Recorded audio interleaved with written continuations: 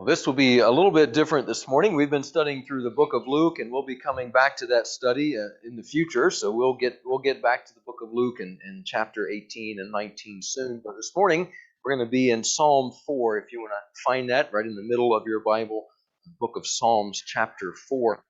I say this is a little bit different. I've been working on this for a couple of weeks. Something I've been thinking about, felt that I need to address this morning. One of the things that God has been working on me about is my negativity about the current situation in our country.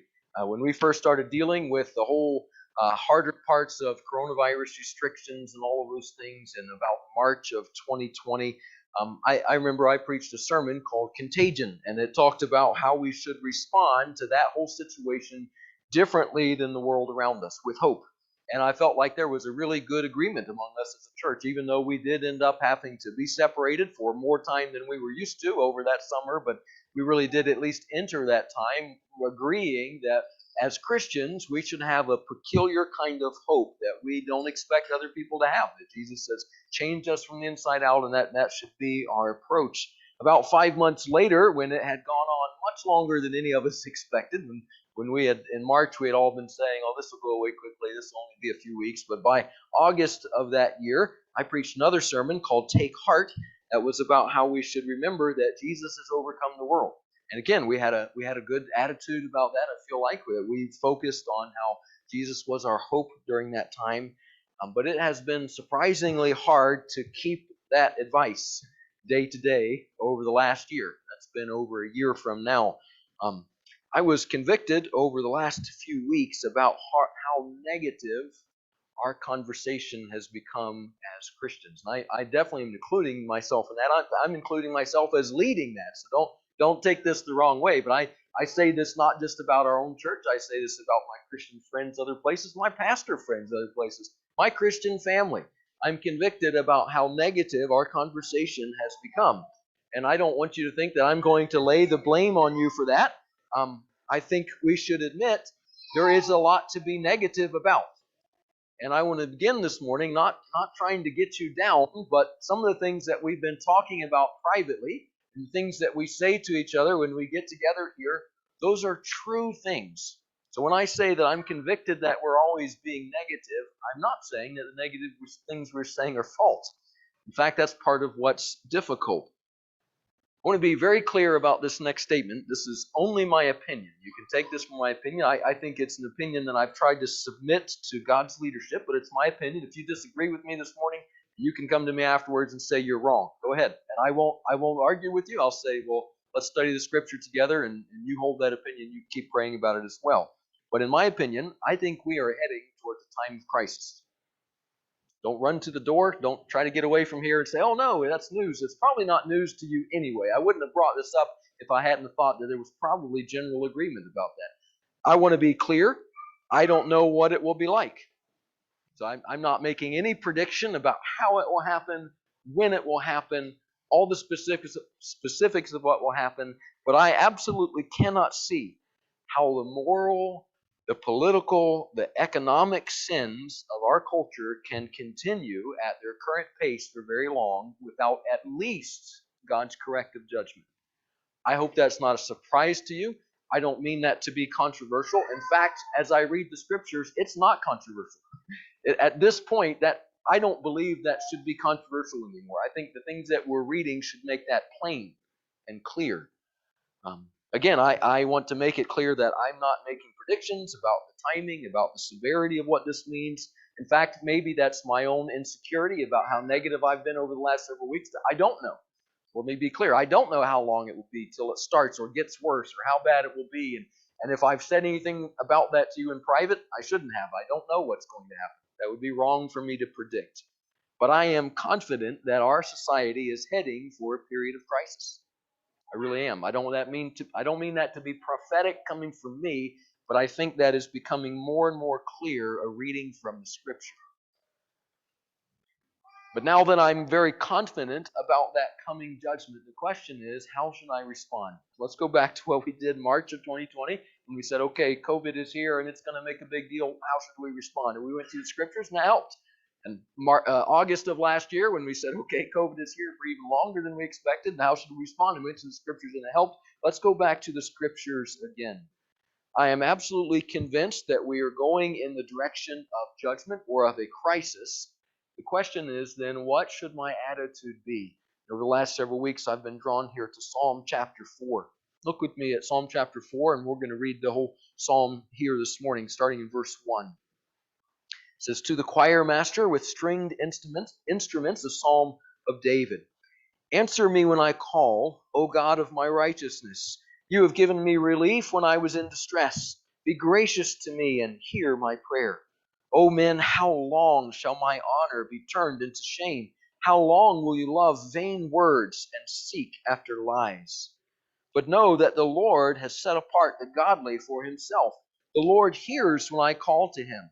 Be angry and do not sin. Ponder in your own hearts on your beds and be silent. Offer right sacrifices and put your trust in the Lord. There are many who say, who will show us some good? Lift up the light of your face upon us, O Lord. You have put more joy in my heart than they have when their grain and wine abound. In peace I will both lie down and sleep. For you alone, O Lord, make me dwell in safety." We've talked about the Psalms before and how oftentimes they are not just a song and a poem, but they are a song about a story in the Old Testament. Most people believe that this psalm and the one before it were meant to go together. They're sometimes called the morning and evening psalms. If you look back at Psalm chapter 3 and verse 5, David says, I lay down and slept. I woke again, for the Lord sustained me. Morning prayer is that I've woken up, God sustained me. God was there with me. Psalm 4 verse 8 says, in peace I both lie down and sleep. For you alone, O Lord, make me dwell in safety. The morning and the evening, God's there with us. He's kept us through the night. I can lay down at night knowing He will keep me to the morning. Psalm 3 tells us at the beginning that it was written on the occasion of King David fleeing from his son Absalom. We won't spend a lot of time only on this story, but you need a little bit of setting for this. If you want to, you can turn to 2 Samuel chapters 16 through 18, turning back a little bit in your Bible to see this story. David was the man that God made king over all of Israel. He unified the kingdom. His reign was considered the golden era, or the beginning of the golden era for the nation of Israel. But as David got older, he was still considered a man after God's own heart. He was a faithful God worshiper. But as most kings in history have had, he had a problem with an eldest son. His son Absalom tried to usurp the throne. David and Absalom had already been in conflict for years with one another, but there came a time when Absalom led an open rebellion against his father. And in fact, it was so severe that David had to flee the capital city of Jerusalem. He took his administration and his family, and he left the city of Jerusalem in shame because Absalom's usurping army was coming so quickly. And Absalom actually entered Jerusalem. He entered the king's palace. He took control of the nation for that short period of time.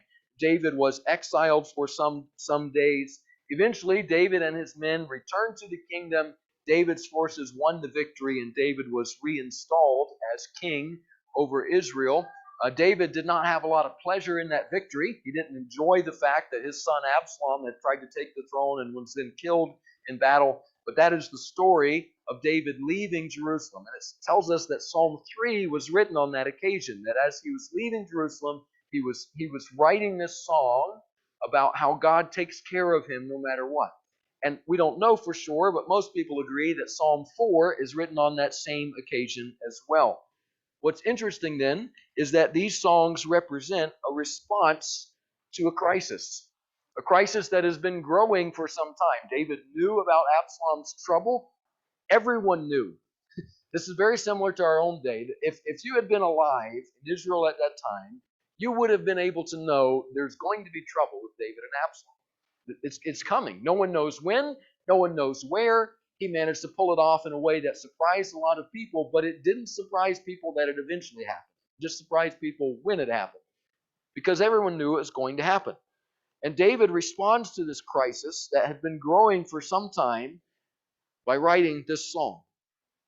David begins by reminding us that when the future crisis comes, You need to remember how God has relieved you in the past. David is an excellent example for this. David had a rich relationship with God. He had been serving God for years. We were to go back into David's life when he's introduced in Scripture. He's a young lad. He's keeping his father's sheep out in the fields. He's brought into, or he's anointed by Samuel the prophet that he's going to be the next king. And then we know that he's brought in when the giant Goliath is challenging the forces of Israel. And it's interesting that King Saul asks David at that point in his life, David, what do you think you're going to do against Goliath? And David's response is, I've been keeping my father's sheep for years, and when the lion and the bear come, I can handle them. I take care of them. Even as a boy, as a lad out in the fields, he had been learning to trust God's care for him. That he had already defeated the literal wild beasts that challenged him as he was caring for his father's flock. And that imagery would carry on for the rest of his life. That was training him to trust God in leading God's people, or in taking care of God's spiritual flock, his family, that he could defeat the enemies of that flock with God's power. David would then go on to fight the giant Goliath and win against him. One of the great pictures, mental pictures in the Bible of how God provides us strength against our great enemies. David has that to remember. He could always go back and remember, God was there for me when Goliath challenged our nation, when I faced him on the battlefield. Then David spent years running from King Saul. King Saul was king over Israel before David was crowned, and Saul was jealous of David. And for years, David was in exile. He was separated from his wife for times. He was separated from his children. He was on the run as a fugitive. He had to live in foreign nations. All of this time, David can look back on now and say, during that time, God relieved me. Whenever I was in trouble, whether it was in the field of the shepherd as a boy, whether it was on the battlefield against Goliath, whether it was as a man running from the forces of Saul, in all of these ways, God has provided for me. We need to ask ourselves some serious questions here. If I were to ask you, how have you helped yourself in the past? Do you have a long list of how you've taken care of yourself? That's not what David had. David didn't say, "Hey, I know what I'm going to do when bad things come or when the crisis come. I've always taken care of myself in the past. I'll handle it in the future." David said, "No. I remember the things that God has done for me." You and I have run the danger of the rest of the world. We've gotten so used to thinking that we help ourselves, that we go to therapy, that we've used drugs or medication, that our self-esteem has been good enough, that our hard work has gotten us through it. We have good enough willpower. We've got enough education that we think we've taken care of all of our problems in the past. How did I meet challenges in the future? Well, I went back to college. How did I meet challenges in the future? I went to the doctor and I got some medication. How did I deal with problems in the past? Well, I got some counseling and I boosted my self-esteem. And I've taken care of myself. I can tell you, I believe we're coming to a time of crisis where those things will be nothing. And if we are saying to ourselves, I've helped myself, there will be no help for us in that time. We need to get used to saying, the Lord has helped me. Do you have a list of the ways that God has helped you? I'm telling you, I think there's going to be surprises.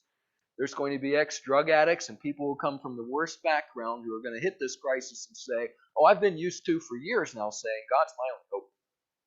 And there's going to be some of the rest of us that think we're okay who are going to say, "Oh, it's been a long time since I trusted God to do anything for me." Now is the time to start rehearsing, these are the things that God has done for me.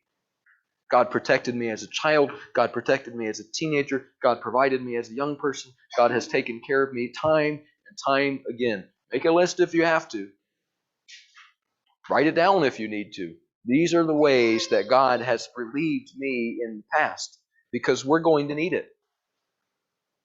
David describes here a time when godly behavior is going to be treated with shame. He says, "O men, how long shall my honor be turned into shame?" David fled David first exiled Absalom, his son. They had the argument earlier in the time before Absalom took over the kingdom. But when David exiled Absalom, when he refused to let him come back, he was criticized. And we can get into this more in detail if we ever cover that passage by itself. I've heard even a lot of modern Christians criticize David for his treatment of Absalom during that time, and I really am not sure they're entirely accurate, to be honest with you. I'm not sure what David was doing wrong at this point.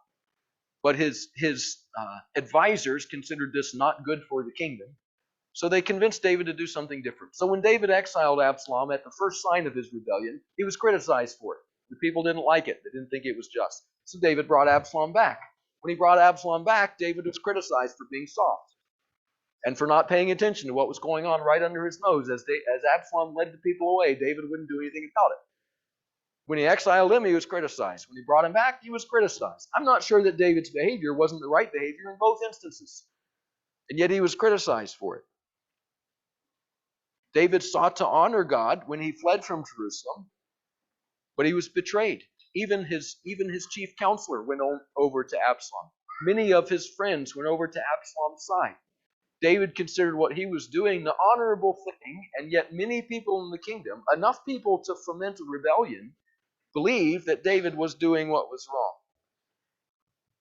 There is coming a time when godly behavior will be shamed, and we're already there. But it's going to continue.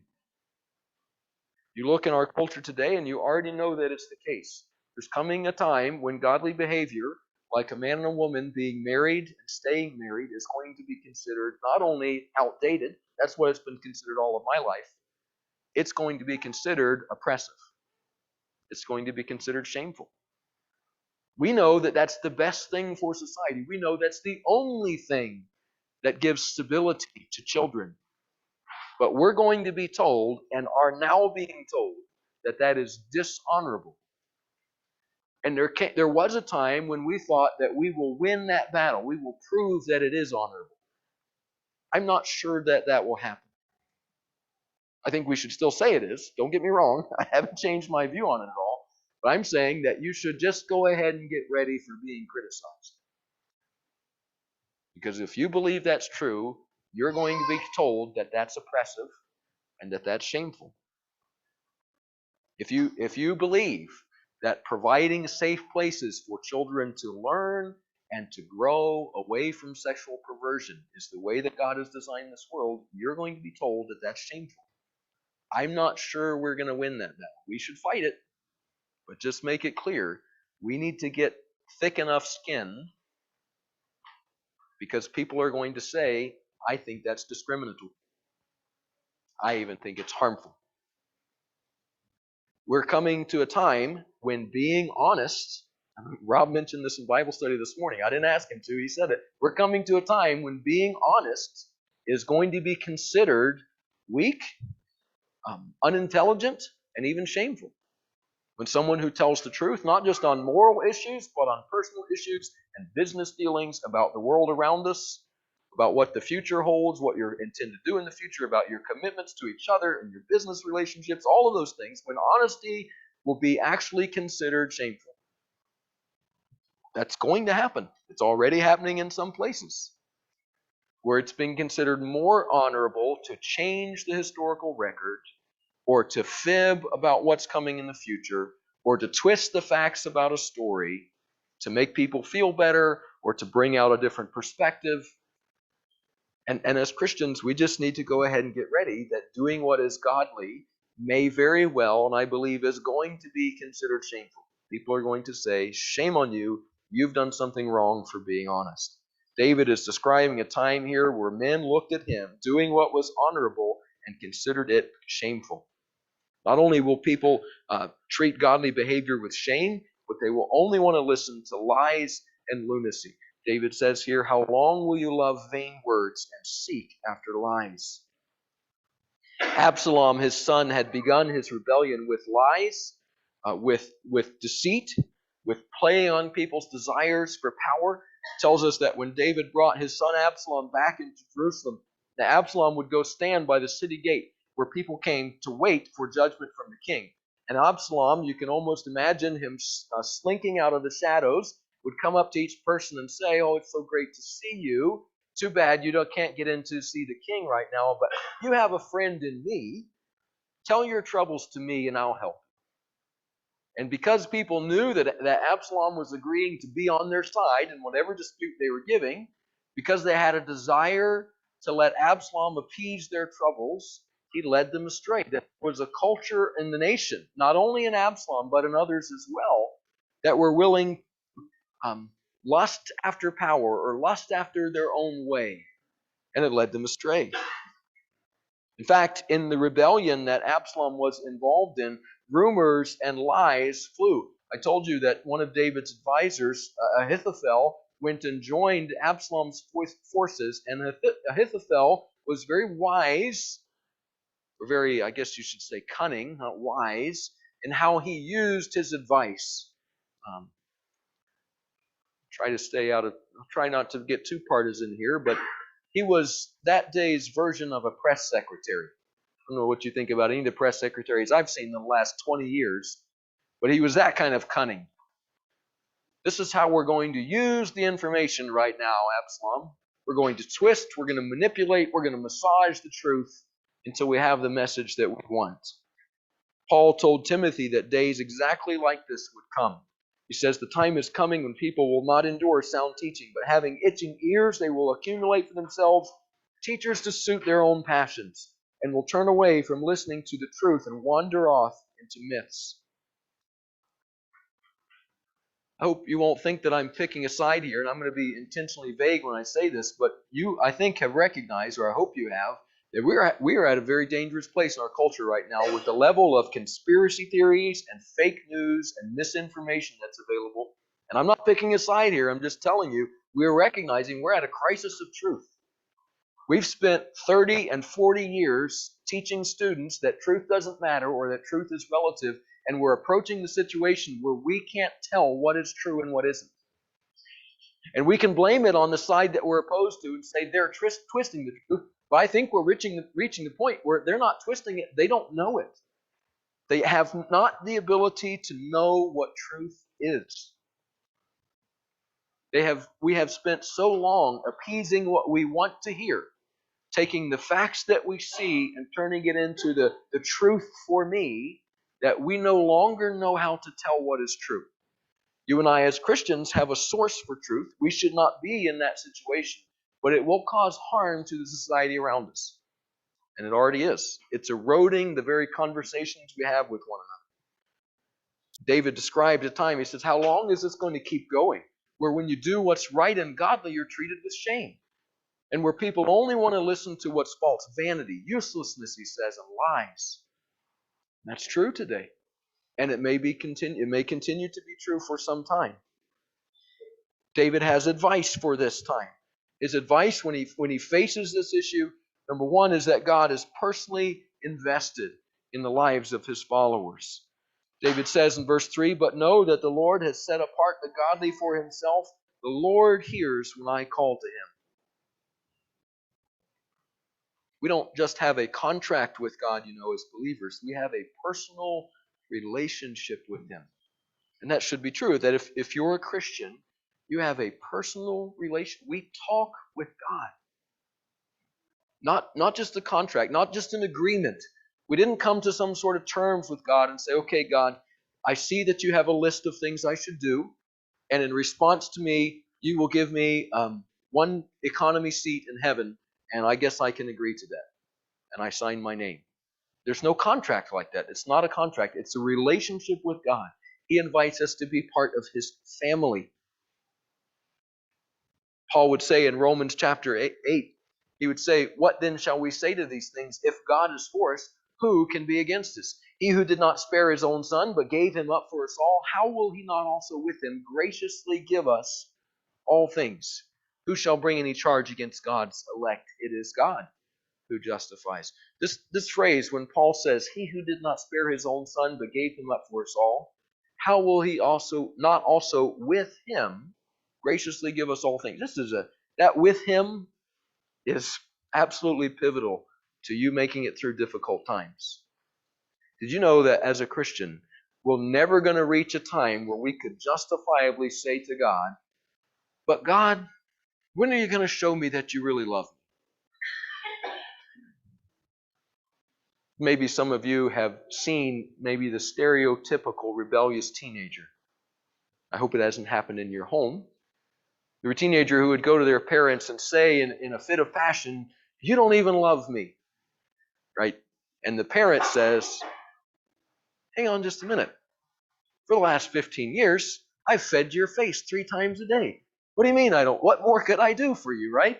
How could I have shown you that I love you other than this?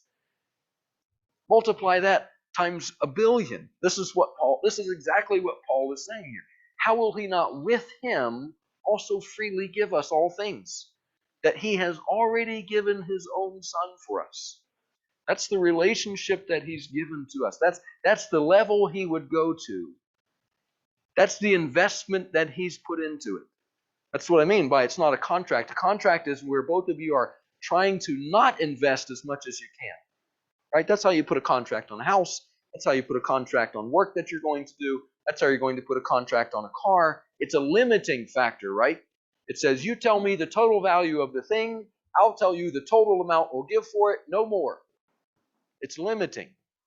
This covenant, this relationship is unlimited. God says, boom, unlimited love. I give you my son. I put everything on the line. I'm done.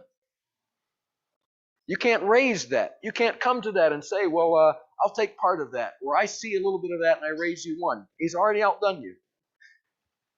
God has given his son. How will he not with him graciously give us all things? God's not just on our side. We're secure in his family. And David here says, know that the Lord has set apart the godly for himself. I believe that we're headed for a kind of a crisis. I don't know what it is, I don't know how long it'll be. It's not here to make predictions. But in that time, you're going to need to know that God sets apart the godly for himself, that he's created us for a relationship with him, and only in that will you find fulfillment and peace.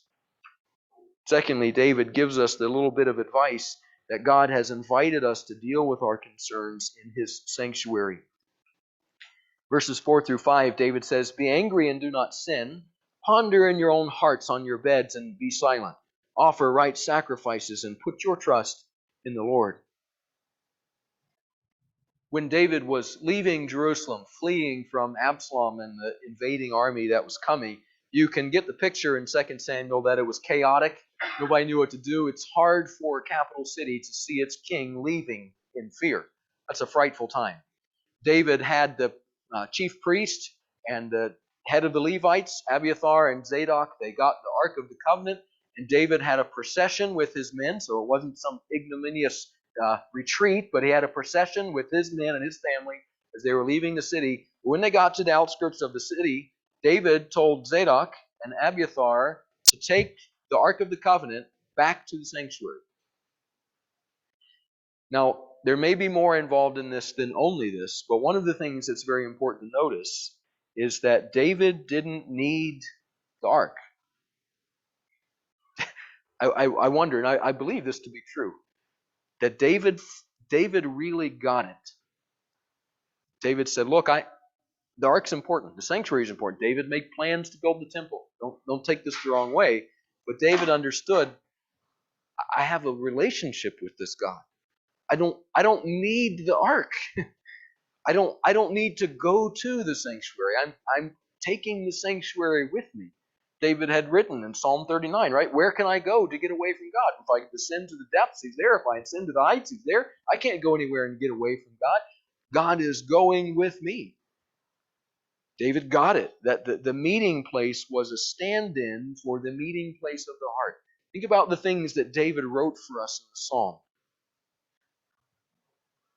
Think about what Samuel said before David was even anointed king. Do you remember that the king that came before David, Saul, was deposed? God took the rule away from him because of his lack of faith. And the prophet Samuel said to Saul, has the Lord as great delight in burnt offerings and sacrifices as in obeying the voice of the Lord? Behold, to obey is better than sacrifice, and to listen than the fat of rams. David essentially came into the role of king with that idea in his mind. And he would later write for us in the Psalms, Psalm 40, verse 6, in sacrifice and offering you have not delighted, but you have given me an open ear. Burnt offering and sin offering you have not required. I delight to do your will, O my God. Your law is within my heart. The sanctuary That means the place of holiness. The Jews used that term for the Holy of Holies. That was the place where God came and sat on the mercy seat. His very presence was there in the midst of the people of Israel to be consulted, to protect the people. That's where God dwelt. And David is saying, your law is within my heart. That the sanctuary is where God meets with me on the inside. When David sinned his great sin with Bathsheba, he wrote in Psalm 51, you will not delight in sacrifice, or I would give it. You will not be pleased with burnt offering. The sacrifices of God are a broken spirit, a broken and contrite heart, O God, you will not despise. David in the Old Testament got this idea. It's on the inside now. I have a meeting place with God that is not here in the tabernacle, but is here in my heart. So David writes, be angry and do not sin. Ponder in your own hearts on your beds and be silent. Be very careful. Our culture is priming you to believe that voicing your concerns brings healing. And it's baloney. That's not a Hebrew word. That's just a slang word. It's not true. Voicing your concerns does not bring healing. That doesn't mean voicing them is always wrong.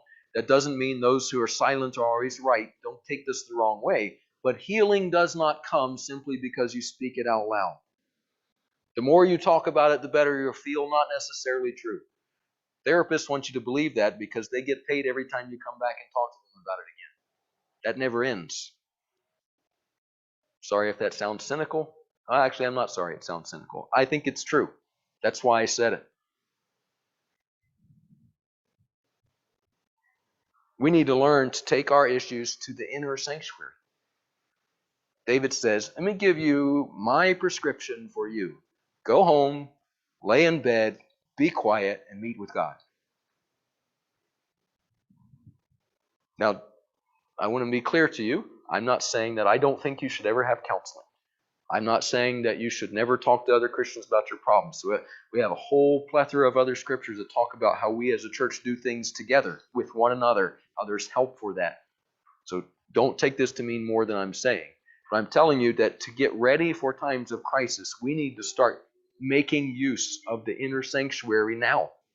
When the crisis times comes, and that's the only place you have to go, you would hate to go into that inner sanctuary and find it so dusty and ill-used that you don't even know what to do there. Say, God, it's been so long since I got quiet and took my problems to you alone that I don't really know how to begin the conversation.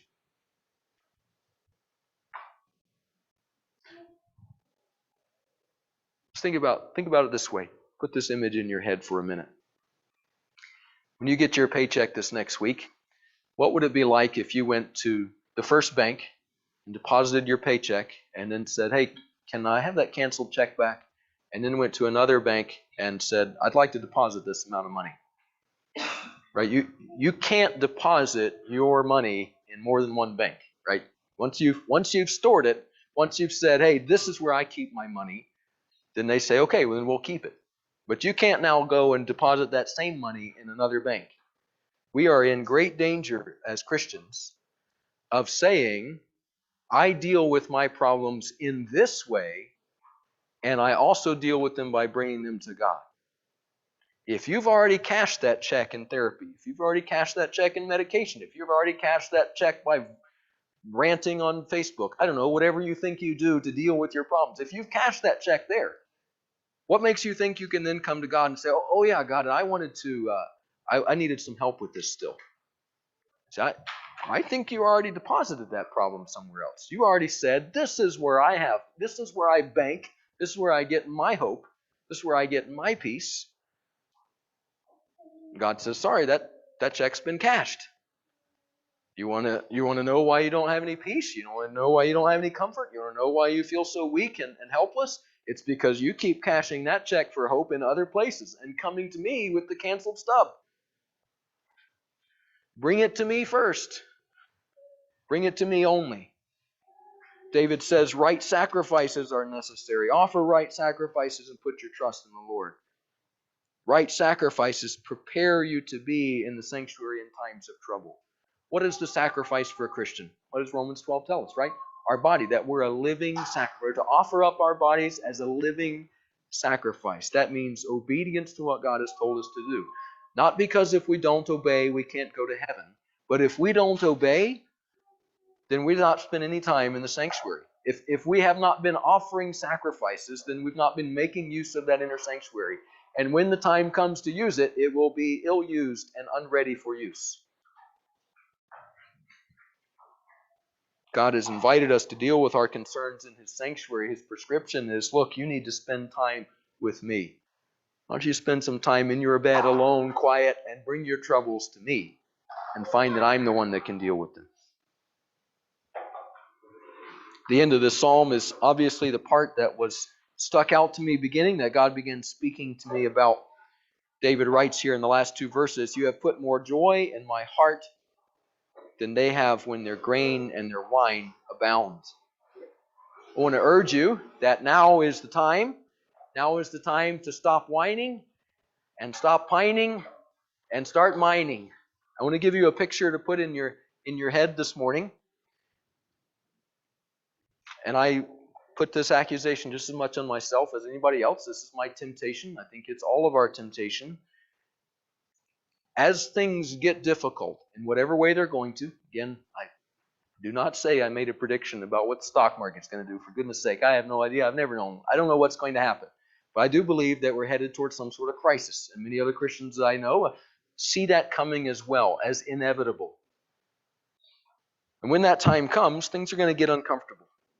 And as they get uncomfortable, it may happen slowly. And as it does, we're going to be tempted to whine about the present. That this is harder than it used to be. My dollar doesn't go as far as it used to. The candidate I voted for didn't win. Lots of things that are true, but we whine about it. It didn't go the way I wanted it to go. I'm uncomfortable. Somebody should do something to help me. Or we pine about it. That is, we say, we used to have things really good. You remember what the people of Israel said to Moses when they were in the wilderness and they got a little bit hungry? And they said, back in Egypt we may have been enslaved, but we had really good food. And it sounds so stupid to us, but you and I are tempted to do the same thing. Every time we get a little bit uncomfortable, we begin to pine for the past and say, you know what? It was better in the 90s, right? It was better back when I had this going or I had that going and God was blessing me in this way. And what happened to those things now? Let me give you another picture that I think David is describing for us. Instead of whining about the present or pining about the past, David is teaching us to mine for joy. You know about mining, right? Not saying everything is mine. That's mine, mine, mine. I meant mining, like digging in the ground, like getting jewels or ore out of the ground. Mining. It's never been a job that I've had, but you know about the seven dwarves. You know enough about mining, right? We're talking about getting the goods out of the earth. Mining. God has given us a treasure trove that we can never exhaust. Remember what Paul said, oh, the depth of the riches and the wisdom and the knowledge of God, how unsearchable are His judgments, how inscrutable His ways. Paul says the love of God, the wisdom and the knowledge of God is deep. It's like a deep vein in this mine.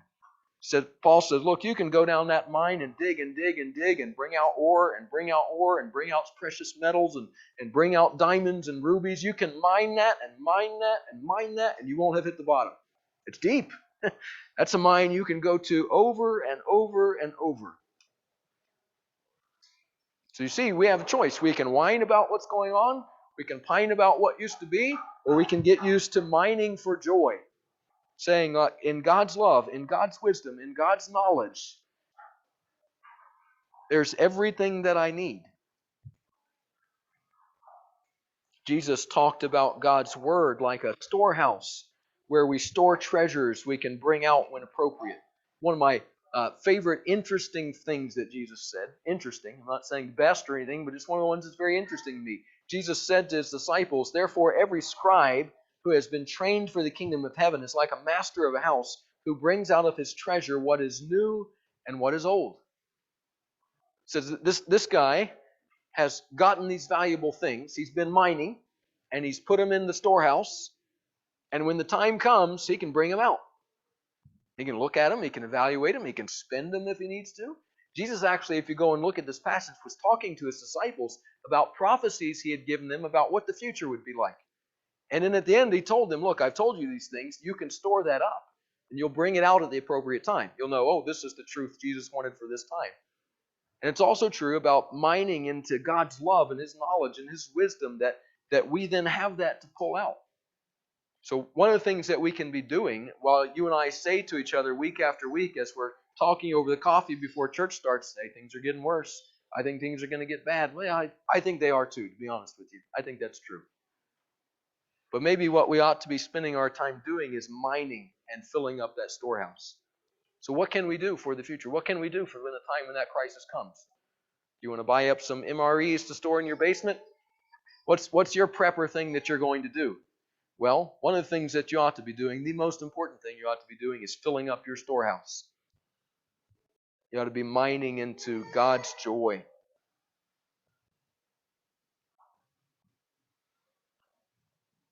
David wrote down his thoughts on God's inner joy in Psalm 16. You can turn there if you want. We're going to read actually most of the psalm.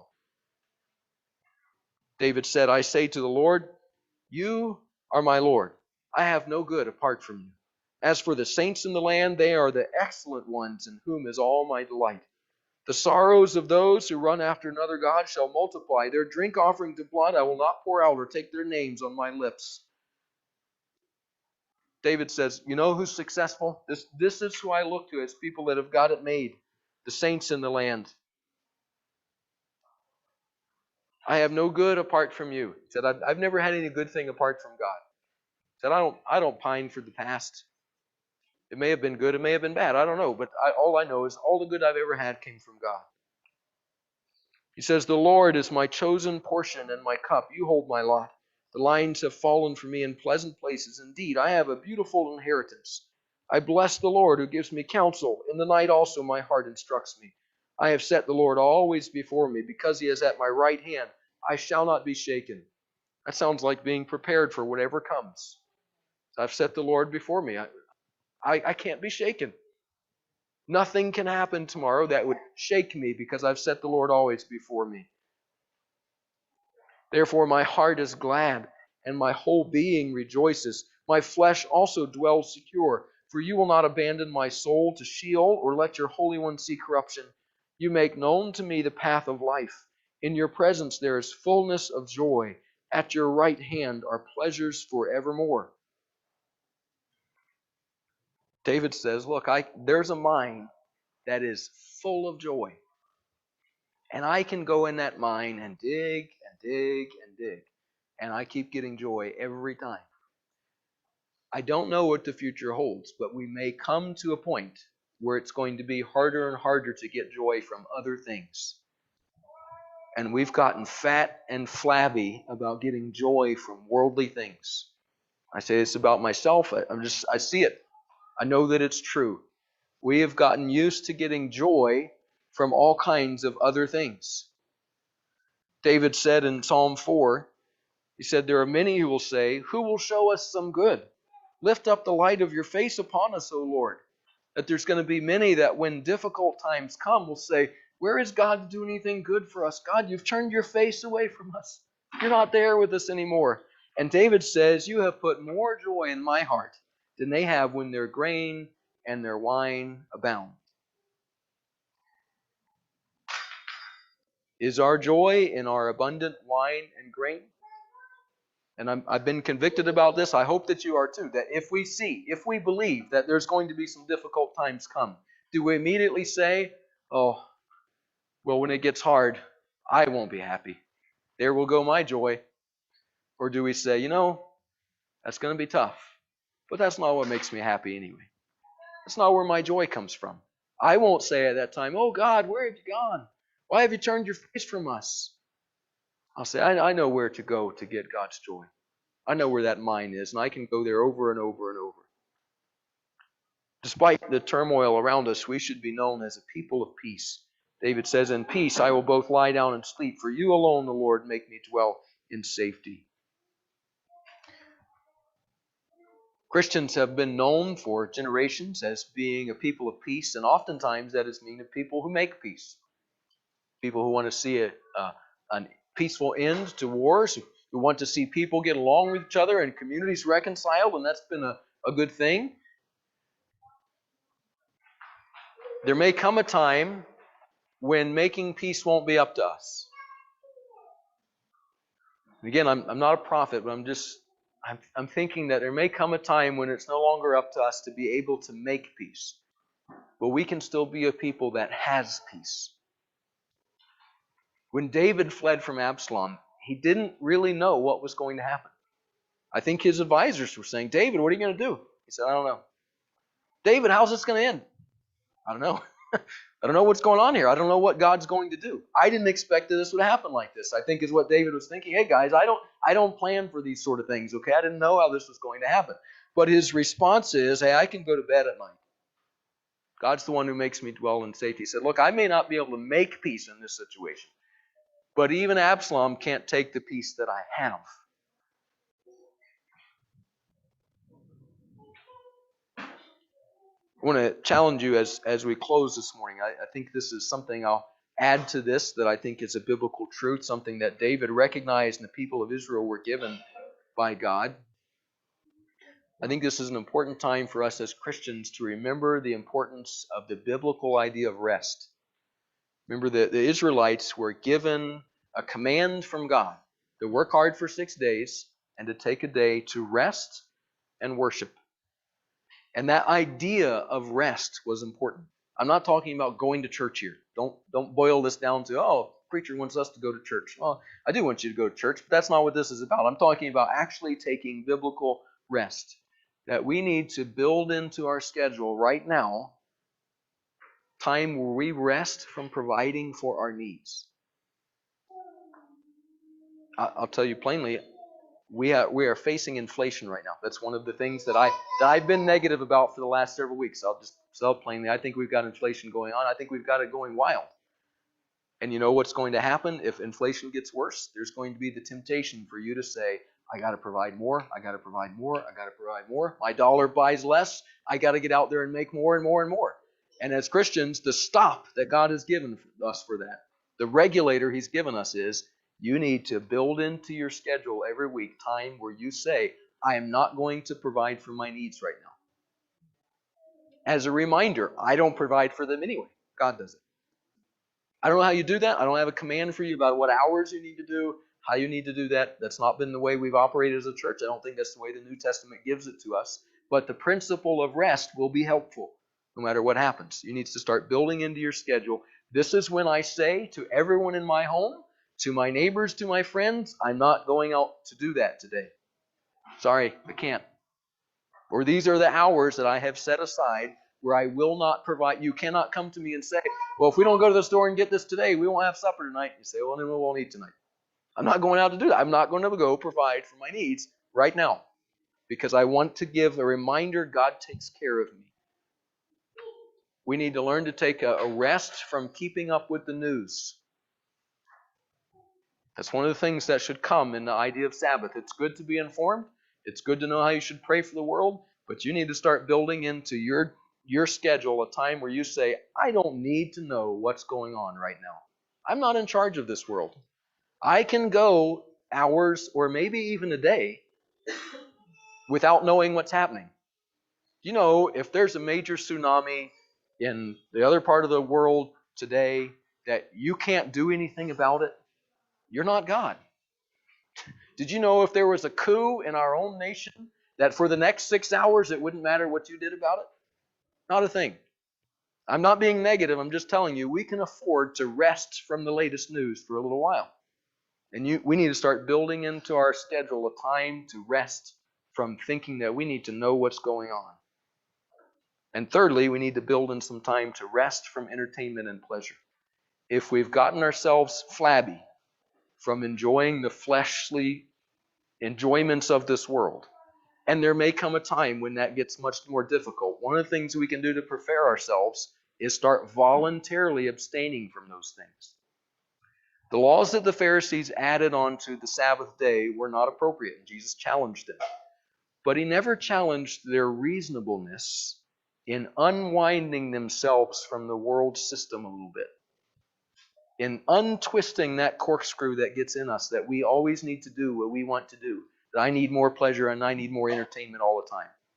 This isn't a blanket statement about any type of entertainment or any certain thing, but it's encouragement that you could take some time each week and say, you know what, this part of the day or the week, I'm not going to just do what I want to do. I'm not going to just entertain myself or pleasure myself. Give me what I want. That's good rest. It's good preparation for us. I challenge you as a Christian to think about those things. When is your time of rest? Make it secure. It's going to be helpful for us in the future. As we close this morning, I hope that coming out of this is not us all agreeing, oh, things are going to get bad. We already agreed on that. My hope was that coming out of this, we would say, I have more joy in my heart than they have when their wine and their grain abound. That as Christians, we can begin living right now saying, I have joy in my heart. Am I worried about inflation? Yes and no. Yes, because I think it's not a good thing for all of us and for my neighbors around me. No, because that's not where I get my joy anyway. Am I worried about political situations? Yes, I think that's going to affect my neighbors and my children. But no, that's not where I get my joy from anyway. Am I worried that there's crazy people in this world and they might start a war tomorrow? Yes, I would hate for innocent people to be hurt in war. War is always negative. But no, that's not where I get my joy from anyway. I have more joy in my heart than the rest of the world does when their wine and their grain abound and everything goes their way. If you're here this morning and you're a Christian, I want to challenge you to take this psalm to heart. If you're here this morning and you're not a Christian, now is the time. We don't say this to be negative and to be pessimistic, but boy, we want to urge you, don't let the day pass without putting your trust in Jesus as Savior. We don't know what will happen tomorrow, but I do know how you can be secure, how you can have more joy in your heart. And that's by trusting Jesus as Savior, having a relationship with Him.